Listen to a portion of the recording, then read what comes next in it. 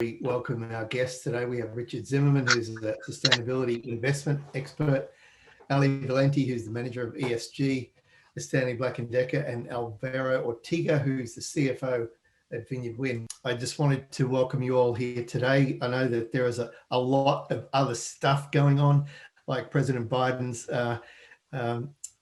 sharing some incredible initiatives today. So we understand that this airways were quite competitive today. We'll just kick it off now with and introduce Allie Valenti, who might want to just take 10 minutes to walk us through some incredible work that's happening at our very own Stanley Black & Decker in Bristol, Connecticut. So welcome, Allie. Thanks, Glenn. I appreciate you having me. So I am an ESG manager at Stanley Black & Decker. We're headquartered in Connecticut. We've been there for the last over 175 years. And so I'll talk a little bit more about the business today. Last year we did $14 billion in revenue.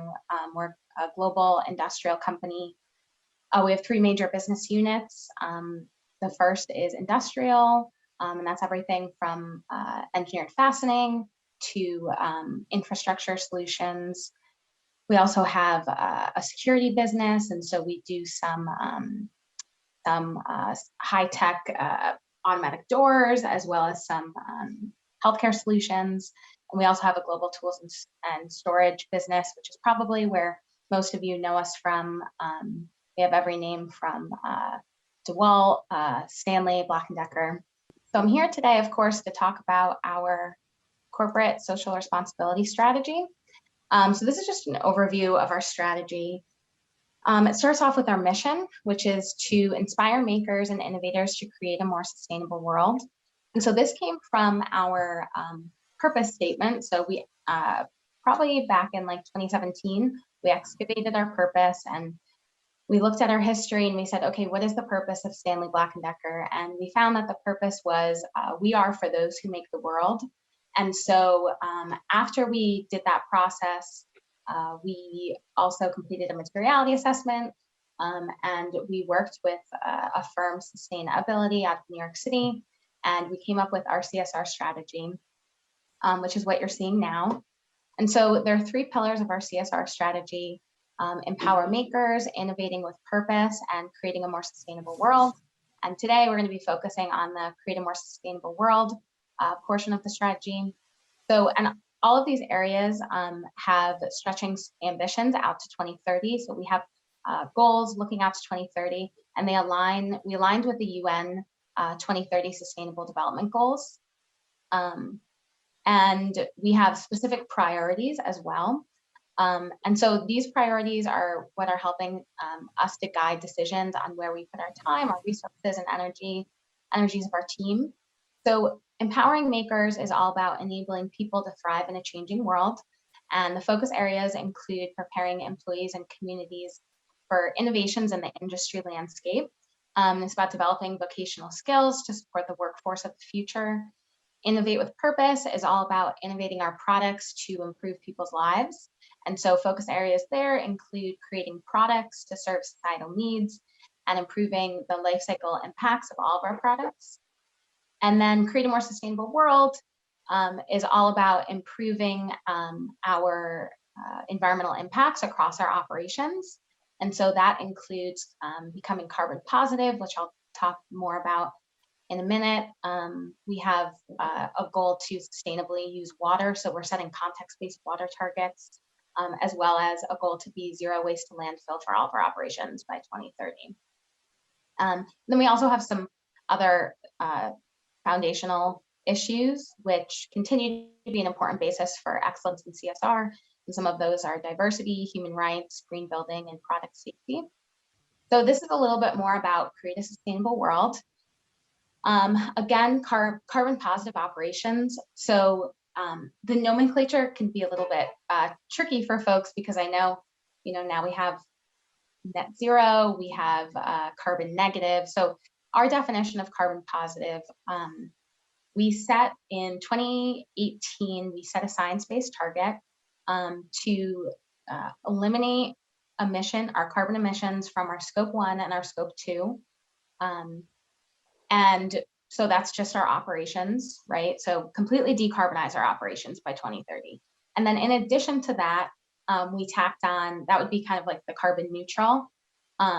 Science-based targets, as some of you may know, they don't allow you to use carbon offsets.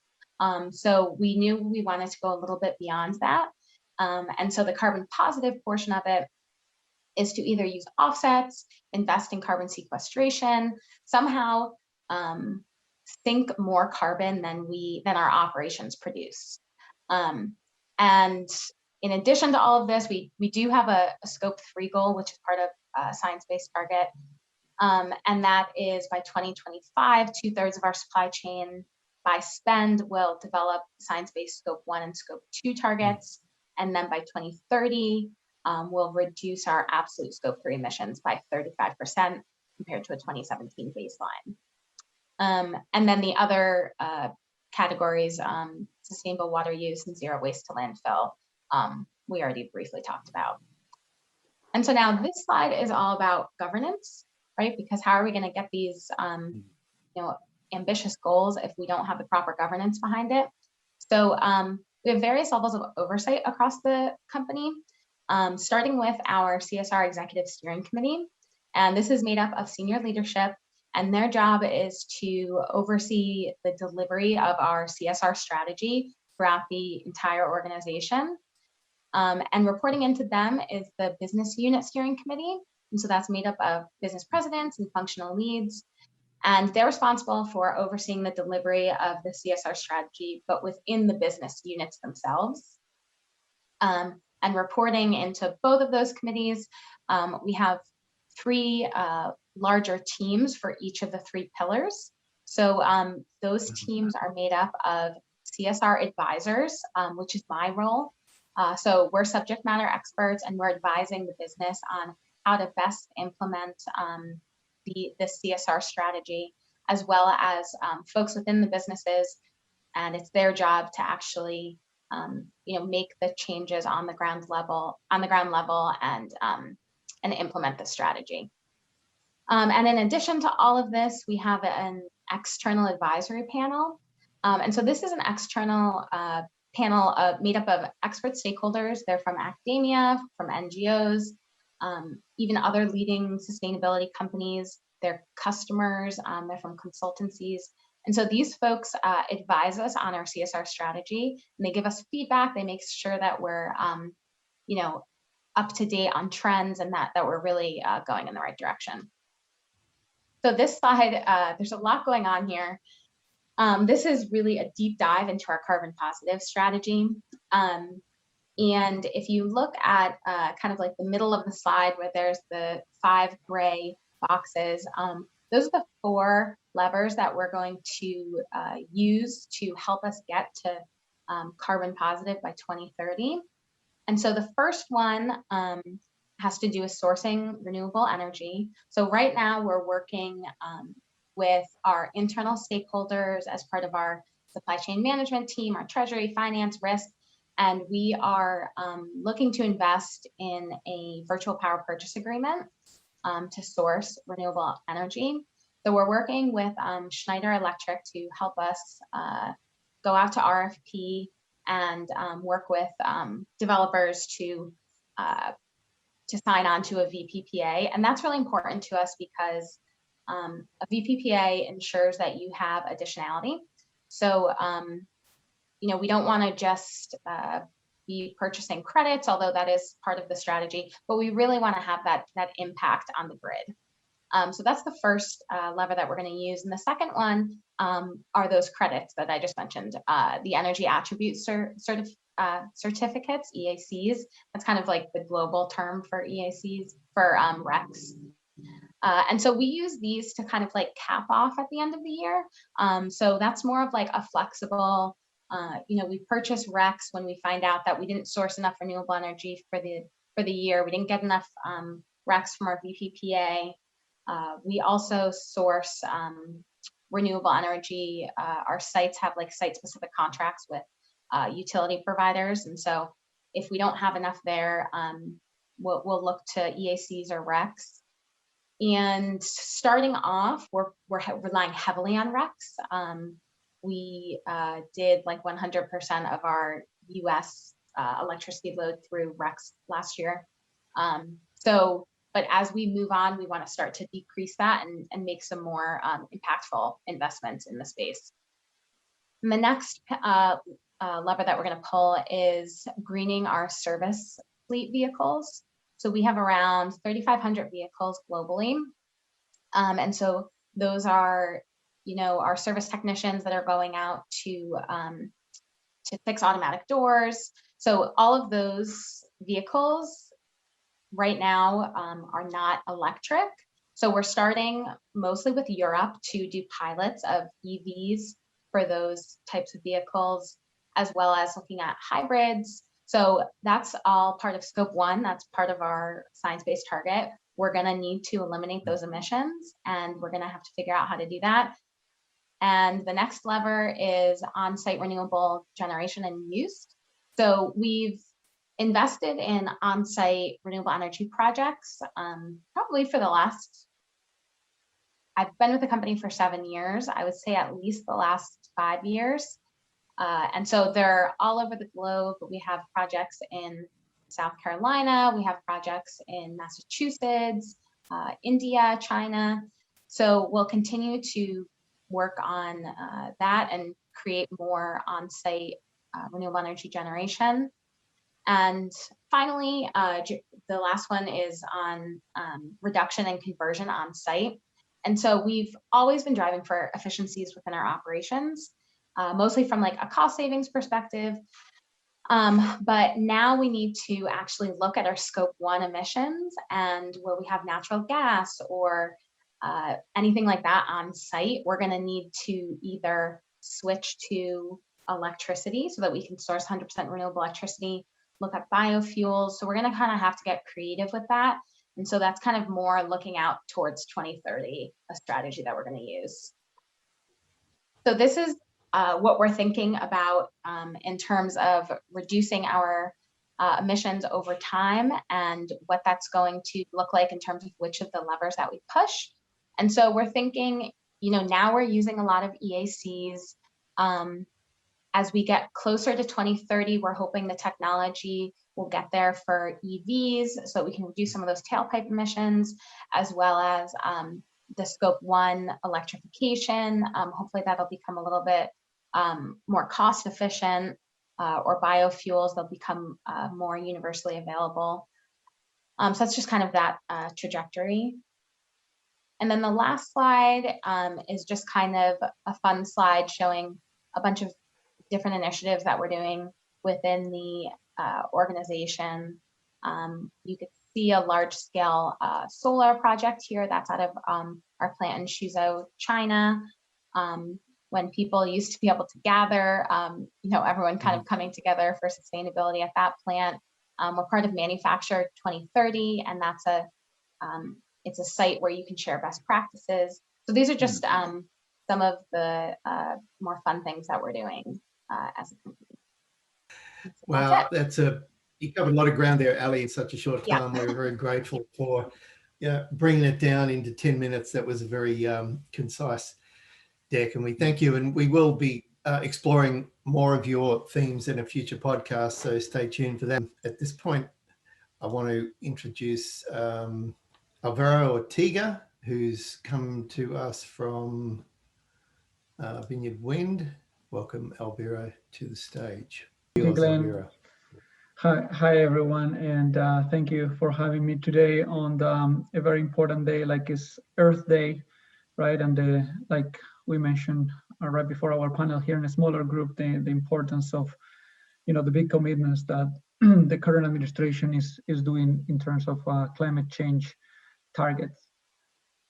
So I represent Vineyard Wind. I'm the CFO for the company, and what Vineyard Wind is doing, or the whole, or the big picture of Vineyard Wind is a partnership between two major energy companies, and we are expected to be the first large-scale offshore wind farm in the United States.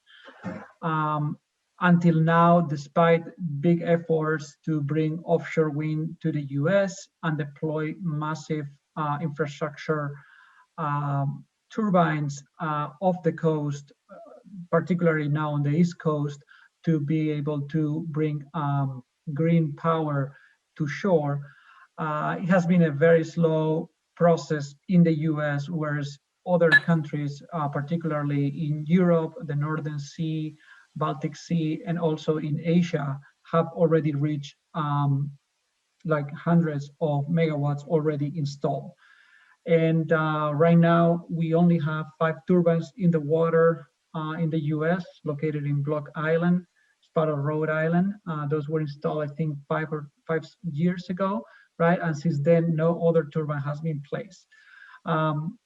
Well, actually, there's now a testing facility actually that is happening in North Carolina, but it's just 2 small turbines. And here, I'm just showing here a graph of the potential of wind when it comes to offshore. So you know how the US has developed a lot of onshore infrastructure on the mainland, right? And you look at that map, I mean, just looking in red, where the biggest and the strongest wind can be achieved, that is on the northeast, where we are located, and on the also on the Florida coast, the Gulf of Mexico, and then on the East Coast in California and in Hawaii. So like we say that the northeast of the United States is the Saudi Arabia of wind. There's so much potential of free fuel to be used to power our economy and our homes. So that's what Vineyard Wind we're trying to do. So if we move to the next slide, I'll show you where our plans to deploy our wind farms are. So everything starts with a lease area that the federal government procures for companies to bid and buy and have rights to place offshore wind turbines for the next 20 to 30 years. So there you see the companies that have purchased some kind of leases procured by the government. We have Vineyard Wind has 2 actually, the one that you see there that says Vineyard Wind, and then we have one, and the green one is also a Vineyard Wind. Yeah, that one. And this one. So once you have the leases, what happens is that you can participate on the different requests for proposals from the states. So for instance, the state of Connecticut in this case says, I want to procure 800 megawatts of offshore wind power. And then the companies that we already have a lease are able to put together a plan and propose a price to sell power to the utilities in the state where I mean the demand comes from. So as of now, we have gone into, those are called PPAs, power purchase agreements. So we have 2 from Vineyard Wind. Vineyard Wind 1, that is our first project and the one that will come live first in 2024. That will be to supply energy to Massachusetts.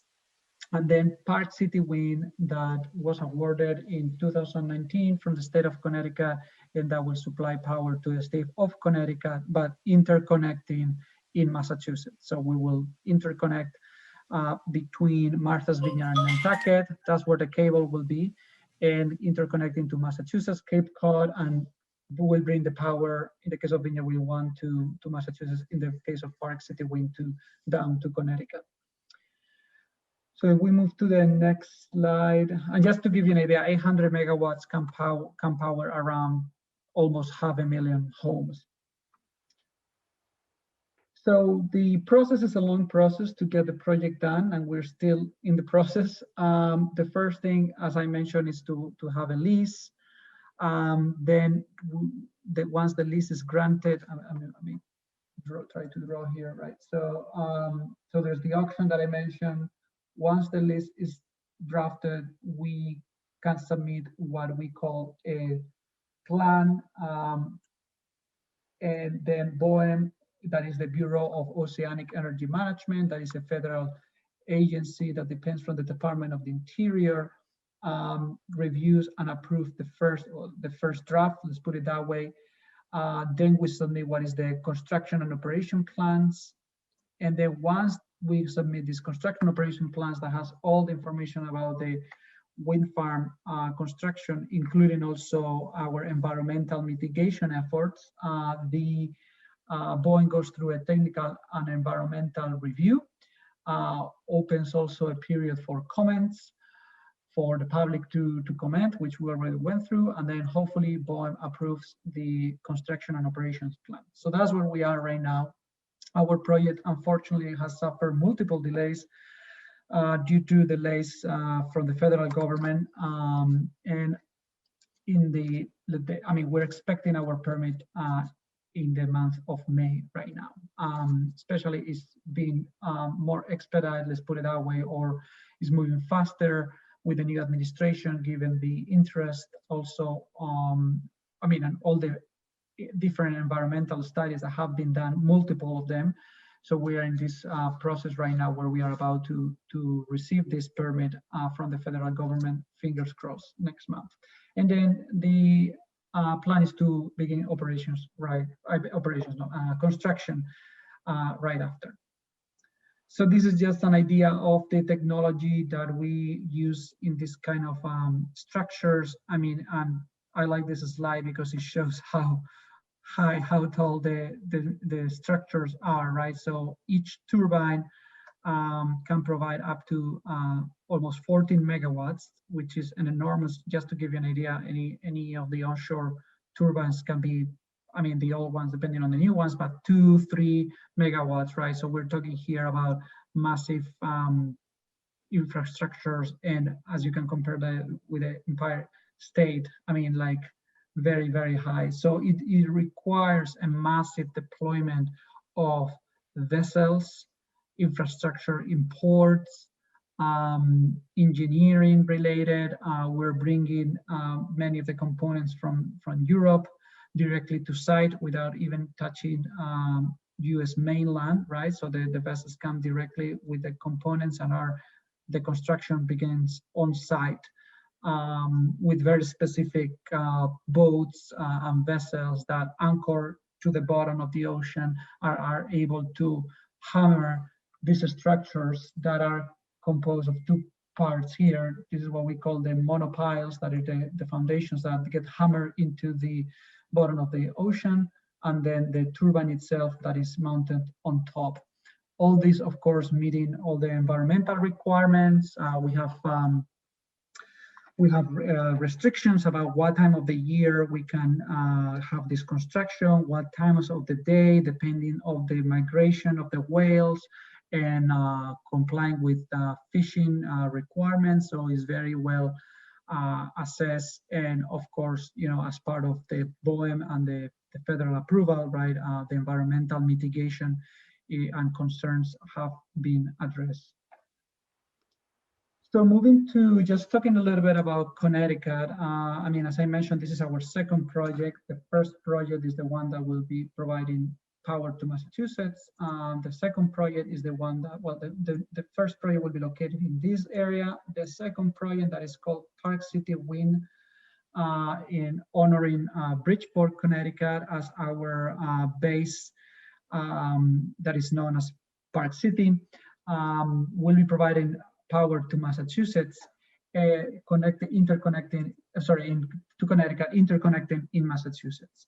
So we have an agreement with Eversource and with United Illuminating, that are the two main utilities in the area, and they will be and we will be providing power to the customers of those utilities.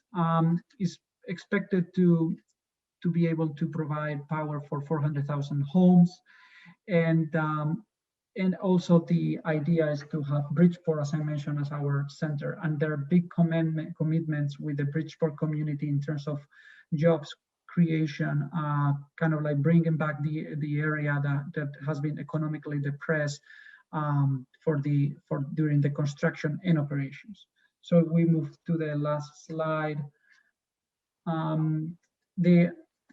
Here just bringing some numbers. Park City Wind will bring 14% of Connecticut's power, will reduce carbon emissions to equivalent of 200,000 cars off the road. It will have given the low pricing that we were able to offer, it will save to the right payers part of in the bill, in the power bill. There is also a commitment to create jobs in the area. We expect to create almost 3,000 direct jobs through the development, construction, and operations of the project, through the whole life of the project, let's put it that way. And it will be 100 jobs during the development and construction, and 70 permanent jobs in Connecticut during the 25 years. But 3,000 jobs in the sense like during the whole life, with all the different third parties and contractors that will be hired. So very excited about this project, and to complete our first project approval of the permit, begin construction, and use our experience of the first project to bring to Connecticut our second project. So I think that I took 10 minutes. I'll let the next person to go. Alvaro, thank you so much. What a great story, and we're of course wishing you well with your final approvals in May, so you can have what's been looks like about a 15-year timeline can finally get some work done. So really appreciate your story and the way you put that together.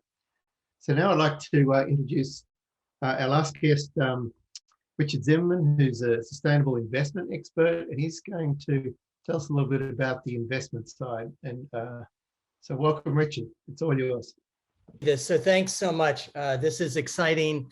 Wonderful to be a part of this conference, Conscious Capitalism, Connecticut, especially today, as others mentioned, and also very cool to share the stage with two people who are deep practitioners in individual companies and initiatives. We invest across the board, and we look at a lot of different things, but it's always just so inspiring to hear the stories and what companies are doing. And in this case, a very experienced company, Stanley Black & Decker, who's making big shifts and change in leadership. And then Vineyard Wind, who's a newer one and kind of at the leading edge, is what's going to be a very big industry globally, hopefully. So what I'm going to talk about is investing as it relates mostly to climate.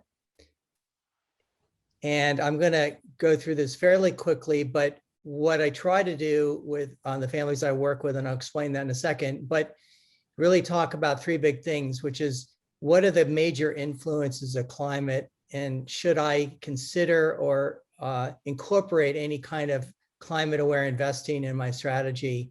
What would be the risk and opportunities? And then what are the actual investing strategies? And given the fact that this panel is about decarbonization, this fits nicely. Just to place me, I work for a family office that's based in New York and Miami. We work with a bunch of families, about 80 families, and we help them across their family office needs. But some, and now becoming many more, are very much interested in expressing ESG and impact investing. I'll explain that in a second. And so I help them do that as well. We call this values aligned investing. So just at the highest level, we hear all these acronyms: socially responsible investing, ESG, which means environmental, social, governance. Allie talked about that as it related to her company. And impact investing, which is, in a way, Alvaro talked about that as it relates to how do you sort of have initiative that's creating positive impacts in the world. So both Allie, both our other panelists covered those areas. And what we're going to do is help families invest in ESG and impact investing and socially responsible investing according to what they care about. So if they care about the environment and they care about climate, we can do that. But also if families care about social issues or affordable housing or food, whatever it is, the headline is that you as an investor can do that now across your portfolio, both in public and private investments. So that's the key thing. The market has expanded and grown in such a way and is really taking off.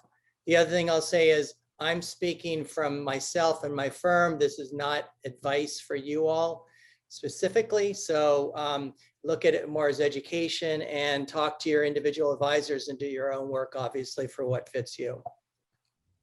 How climate affects my investments and what are the risks and the strategies is what we're doing here. And when I pull back, what I think about is how is climate affecting the planet? And the same kind of image I'm thinking about, how is climate affecting the investment arena? So you obviously have planetary stresses that are affecting the planet, but the investment world is now picking up to say, look, there's a lot of risks because of it. There's a lot of stress. There's a lot of changes that will occur. Ethics and activism are a huge influence. Policy globally has been a big influence, and now the US is catching up and taking a leadership role again. So in policy, tailwinds come in. That's really what we're looking for to help out here and help all the innovation. Science and data has been there. It's a critical part of this, and it feeds all these areas. The not-for-profit and NGO world, very important. I think Allie mentioned sustainability. I actually know that company, but companies that have created either businesses, whether or not they're for-profit or not-for-profit, that are helping with this ecosystem. Technology, a big one, obviously. What businesses are doing to make shifts and change, what the consumers are doing. So we all personally know that. How is this affecting the economy? And then ultimately how it's affecting the markets. You can bet all this is going to affect your portfolio, hopefully for the positive, but you have to be aware of the risks and stresses as well. Good news is there's a lot of momentum in the space, big momentum today as well. And it's being built. So across the board, from the Paris Agreement to the Americans Jobs Plan to organizations like Ceres or CDP or the Net Zero Asset Owner Alliance, so many are out there helping in this and pushing along and doing their part and bringing their expertise. I did want to talk about net zero. We talked about this before the panel, but just to fit into this, the idea of decarbonization. So, and this is a trend that I feel that is the one that from the Paris Accord and now, now in these days is really taking hold. So a lot of businesses and investment groups are thinking about net zero and what that means. Allie already talked about that. But if you can reduce the amount of emissions that cause global warming by balancing the amounts that release and actually remove more, that's carbon neutrality, climate neutrality. This is the movement to net zero. As more and more companies and other groups sign up for this and create targets, there'll be a lot of focus and also pressure to meet those targets. So you can imagine the innovation over the next couple of decades just with this framework. I like this picture. It's a science picture, but it's not super complicated. And when I look at it, say, okay, the emissions levels on the left, right, from CO2 or CO2 equivalent emissions, how do we drive those down over time to meet our targets and actually go under the horizontal dotted line in the middle? So you're going to need, and most of the focus is on the reduction of the emissions. That's where a lot of the impact investing money is gone. And you think about reducing the supply and obviously the electricity space is going to be important to that, and reducing the demand side, very big in all the CO2 and CO2 equivalent that's used in transport industry and buildings. So continuing to do a lot of work there, but then also shifting over to say, well, also how do we remove the CO2 that's in the air already, that's put in there over time and will continue to be put in there. We have to also do that. And so there's the new technologies, carbon capture and storage, or carbon capture usage and storage. There's bioenergy with carbon capture and storage. A lot of those things are being developed now, still at the higher risk phase, but you'll see a lot of investments going to those areas, especially from industry. But another area is just good old land. Removals in agriculture, forestry, and other land use is a very big area. So the whole regenerative farming movement, the planting of trees, the restoration of ecosystems, the focus on water, all of these are going to be critical in essence to bring more and hold more carbon in those sources rather than in the air. And then how do you get there? Increase solar and wind, obviously the zero emission alternative vehicles, new building and appliances. All these areas here are areas that will gain investments.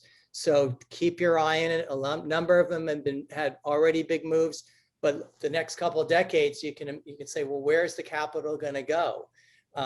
Trying to reduce coal, the whole area of natural gas and how that could work in the transition, even things in terms of efficiencies like heat pumps, et cetera. UN climate change and race to zero, we talked generally about the movement there. And then there'll be groups that track net zero across the world. And that's where the not-for-profits and the NGOs are going to come in to keep everybody honest and on track. So there'll be a lot of information going into there. This is just one group. Also, investment managers are joining. So if you're an investor, you think, well, who am I investing in? And what is their carbon footprint? Are they involved in net zero? How do we track this? So this is where the investment group, the asset managers, can get involved in this. And think about that in terms of, as you start to invest, is the fund you're investing in signed up for these kind of movements and commitments. Climate risk, we talked about the second part, physical risk, transition risk, and potential financial implications. I don't think this is new to any of you here, but you think across this from weather risks to policy and legal, technological obsolescence, market risk, reputational risk, all of those things you need to think about and consider in your investments. And then obviously there'll be financial implications with them. Then on the positive side of things, what's the opportunity? So across the board, and we look at it in these categories, you can look at it in so many different ways, but we may have clients that want to invest in sustainable transportation, energy efficiency, clean energy, the water and natural systems I mentioned, sustainable food and ag, the built environment, waste, carbon reduction, climate tech, and climate justice, which is thinking about the people element of climate, from smallholder farmers and women and girls to the issues of migration, to homeless and housing. All of those things, clean water, sanitation, are all tied to climate as well. So if you care about climate, but you want to help the human element, you can help that in specifically in areas like this, whether or not it's through investments or through philanthropy. I probably come up with my time, but just to say that what we do is a process to invest across the board in every asset class.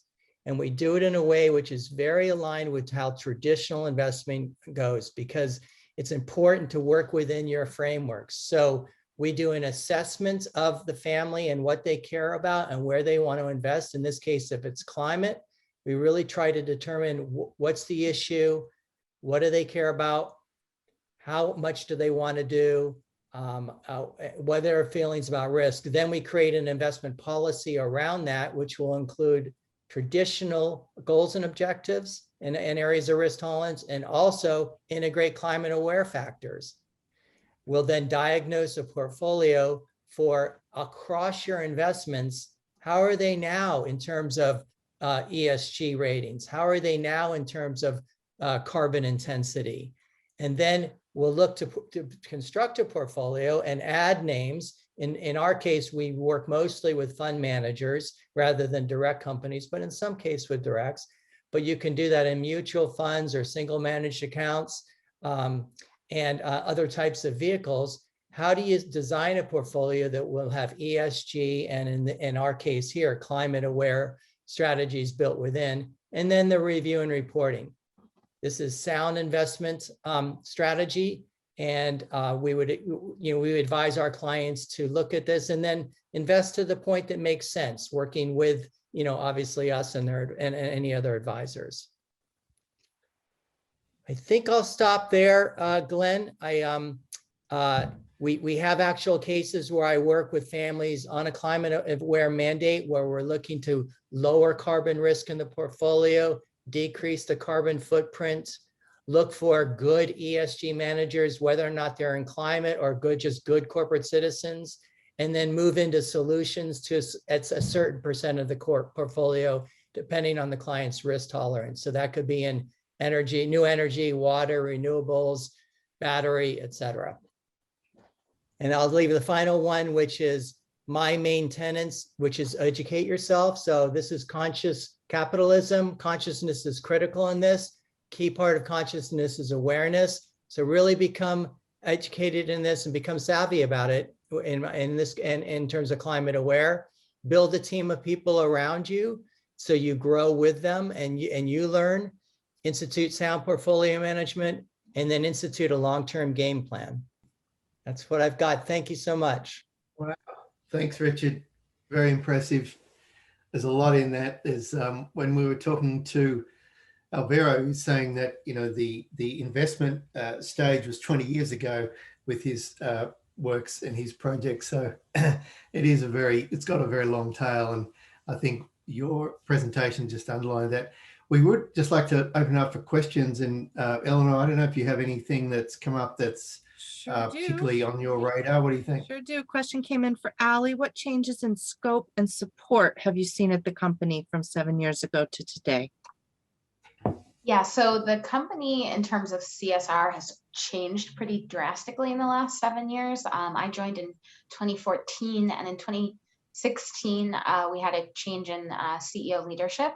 So our current CEO, Jim Lurie, one of his three major pillars is CSR. So he's focusing on financial excellence, innovation, and CSR.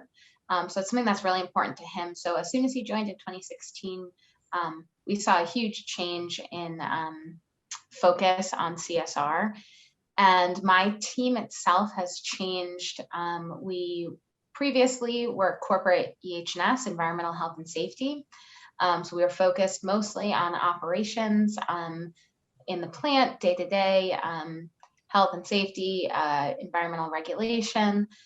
And then in 2017, as we did our purpose excavation and our CSR strategy, our team leader, Deb Geyer, transitioned from a VP of EH&S to our Chief Responsibility Officer. And we brought on, I'm a new add, so my position didn't exist prior to 2018 when I kind of came on as a senior analyst focusing on sustainability. So a lot of our roles have changed to become kind of half operations, half CSR. We've added a few new heads to focus solely on CSR. So it really has changed our entire group, and we're starting to see more change amongst the business as well. Thank you so much. Question for Alvaro. Has Vineyard Wind explored the possibility of adding ocean forests to their sites, anchor lines, grids, growing kelp, or other seaweeds to the turbines? Unfortunately, I'm not an engineer or a permitting expert. I know that's something that the industry is looking at. There are different initiatives, and I actually had the opportunity to see a presentation from a group that was part of one of our sponsors, that is the company is named Avangrid. They have like every year in Connecticut an innovation forum, and they put together a group of college students together with people working in the energy industry. So this year we saw a proposal from University of Maine, I believe, together with some engineers working for the company, to create some kind of platforms, right, that you will put in the ocean that actually will do what you are mentioning here, to add ocean forests or to promote growth at a faster pace around the infrastructures. But what I believe is that we've seen that there is, that these facilities actually bring life to the area, but I think that the idea is to bring it faster, right? In terms of the grids and the lines, yeah, we see that occurs over time, right? The question is like how to make it be done faster. And about carbon capture there, that's a great idea. I'm sure that there are out there ideas like this. I'm not aware that we're implementing any of them in Vineyard, but I'll talk to the permitting team and to our environmentalists, because this is definitely something that if it's not happening right now, it will be occurring in the next few years, and especially as the industry moves even faster. Thanks. And a question for Richard. Do you find that people have to, it's a question about ROI and whether there's any sort of a penalty people have to pay in aligning with climate change as an investment vehicle, or how would you, yeah. So the question, I think the question is, just to repeat it, is, do you have to give up returns potentially to be in this space? So our main answer is no.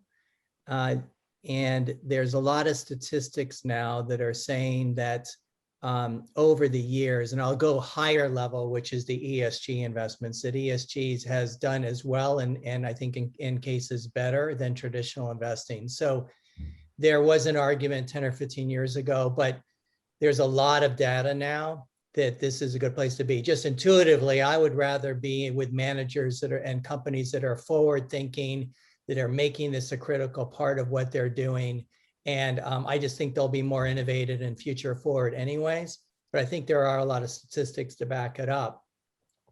We do have families that may invest or do philanthropy in something because they really care about the impact. So their impact first, and they're they have return as a priority, but a lesser priority. And so on that end of the spectrum, returns might be less, but that's not a big segment of the market. In general, we're seeing good returns across, commensurate returns, specifically on climate aware. Once again, it's falls in the same category. You have to look at each investments and say, okay, what's the valuation and what's the strategy and what's the bite size, et cetera. But in my view, I want to be in this space for companies that are being smart about the transition, that are being, reducing and then moving into these other areas anyways. And I also think there's a ton of technology and innovation that it's going to go into the space. And you look and see what, now that we have policy behind it too, the big spend on infrastructure. So valuations aside, because that's really a market topic, but in terms of movement and space, I see this as an area for growth. So we underwrite to have equivalent market rate plus returns in our investments. Thanks. There's probably time for two more questions and a wrap up. And they're both kind of general to anyone who wants to grab them, chime in. One about putting on the mentor hat and speaking to someone at a business who's new to the world of sustainability, and what would be some of the first kind of baby steps you would advise them in the space that you're knowledgeable about to pay attention to or take action on. I can start, Eleanor. One of the first things that we did as an organization was to conduct a materiality assessment. And this year we're actually doing a refresh of our materiality assessment because we believe that our business and the world has changed enough so to do that. So that would definitely be my first recommendation for companies to figure out what's material to them, where they should focus their efforts, and kind of go from there of creating governance and strategy after that. That's great. Anybody else? Alvaro, any baby steps for companies looking at alternative energy sources? There's going to be a lot of opportunities in the upcoming years. I mean, with the new administration, I think that not only the new administration, like companies in general, like our companies, are seeing the value of bringing more green initiatives and require, right, are asked sometimes by clients to become greener in many different ways, not only in energy, but in everything that Allie has been talking about, or Richard, right? There's so many initiatives. So I think that there's a value, especially in the new generations, to become cleaner, to be more responsible socially, And I think that at least what we are seeing in the energy space, as you have seen on the news, is that there's going to be a massive deployment of green initiatives in the upcoming years. And there's a space, I think, for everyone, and for small, big initiative. I mean, our initiative is big, right? And it's big corporations behind, right? And deployment of these massive structures at the utility level, right? But there's like so many small grid initiatives, community solar, even like other types of creative generation batteries. And I think that the recommendation is to keep educating yourself, to be interested, to keep your eyes open about what is the market bringing and the opportunities. And I just think that this change, it has no way back, right? I mean, we're moving towards a cleaner and more socially responsible, hopefully world, and therefore I think that the opportunities are going to be here soon. I mean, I already see them in the where I around me, that what I see on LinkedIn and with the conversations that I have with third parties. So. Thanks. Well, you mentioned jobs, and that kind of segues into the wrap up. I'll toss to Richard to just forecast growth in this sector, or any particular, do you see jobs like Allie's springing up at a lot of companies? Is that okay. You want me to go there? Is that I can touch upon it, but maybe Allie should on that. I went back and got my master's in sustainability management at Columbia 5 or 6 years ago. And that was one of the first classes of people that were really kind of becoming experts in this and then going into the job market. When I first came out of that, it took about 2 years, there were less jobs. Now I think there are a lot more positions. There's a lot more expertise. There's small companies needing things. There's big companies. It's in the investment world. It's in the industrial world. So just in a handful of years, even as Allie said, at the top of her company, they're leading this, and this is an initiative at the board level. So I think it's going to be a great environment if you care about this space to get work in it. From the investment point of view, I'm so happy that first time in 10, 20 years where it's all coming together. And so I can do this and be in the investment world rather than kind of having to do this on the side. So if you are in the financial industry, it is becoming a big part of it. And I'm really excited about that. It sounds like you're saying if you care about this issue, you can bring a green lens to pretty much any job that you have. I think we would all say that, shaking their heads. I think everybody's, yep. Terrific. Well, Glenn, is this one of the times where we get to say, if you didn't get your question answered, listen out for the podcast? It is, yeah, because we recognize the podcast is a much better way to explore these deeper ideas. So all of the speakers today will be guests at our future podcasts. So questions that are unanswered in the chat room will be good fodder for that. So thanks for the trigger there. Thanks for Alvaro and for Allie, Valenti, and Richard Zimmerman. What a great conversation we had. It was a lot. It was a packed agenda. And in retrospect, listening to competing with Biden's announcement today was probably not a good move for timing. But we, as always, appreciate your generosity, sharing ideas, and just leading these initiatives for what is going to be a great Earth Day going forward. I feel very enthused, excited, and refreshed after these sessions, and very grateful. And thank you on behalf of the Board of Directors of Conscious Capitalism. All right. Thank you for having us. Thank you all. Take care. Thank you. Thank you so much. Bye.